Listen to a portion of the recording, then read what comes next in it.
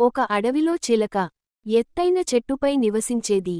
ఆమెకు మణికంఠం లాంటి శబ్దం, సుందరమైన ఆకృతి ఉండేది. ప్రతి ఉదయం నలుపు దూరం నుంచి జంతువులు వచ్చి ఆమె గానం వినేవారు. చిలక గర్వంతో కాదు, ప్రేమతో మాట్లాడేది. అంతలో ఓ కొత్త నక్క అడవిలోకి వచ్చింది. ఆమె పేరు మాయనక్క. తలచినప్పుడు మాటలతో మాయ చేయడం వచ్చేది.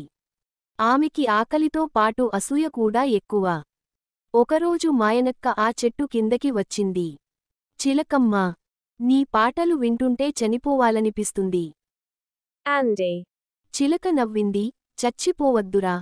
నేనేం గొప్ప గాయని కాను. కాదు, నీవు పాడితే నేనిప్పుడు ఏం చెప్పానో తెలుసా? ఏమిటి? ఈ చెట్టు మీదే నీవు కాకుండా నేనుండాలనిపించింది అంది మాయనక్క. చిలక మౌనంగా నవ్వింది.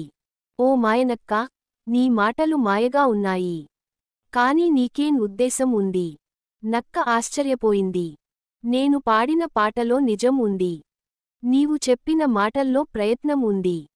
నీ ఆకలికి సరిపడే దారిలోనే వెతుకు. ఇతరుల మీద కన్నేసే బదులు మన శ్రమలో దారితెరవచ్చు. నక్కకు అది జీర్ణించలేదు. ఒక్కసారి నా దాకా దిగివస్తే నీవు పాడతావా? అని అడిగింది. చిలక నవ్వింది, ఆకలితో ఉన్నవాడు సత్యం వినలేడు.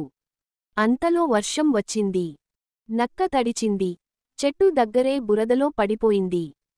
చిలక తన రెక్కలతో కొన్ని ఆకులు విరగగొట్టి నక్క మీద వేసింది.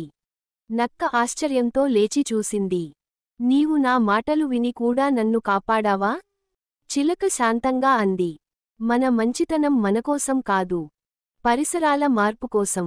అప్పటినుంచి మాయనక్క మారిపోయింది. ఆమె మాటలు మాయలకన్నా మాధుర్యంగా మారాయి. నక్క, చిలక ఇద్దరూ ఇప్పుడు మంచి మిత్రులయ్యారు. ఆ అడవి అంతా ముసురుకున్నప్పుడు చిలక పాటలు, నక్క మాటలు రెండూ ఒకరికొకరికి బలం అయ్యాయి. వాటి కథలు ఇంకా చెట్లపైన గాలిలో వినిపిస్తూనే ఉంటాయి. నీతి, ఆసూయ అర్థం లేని క్షణిక భావం. సహాయం చెల్లించని ధర్మం కాదు.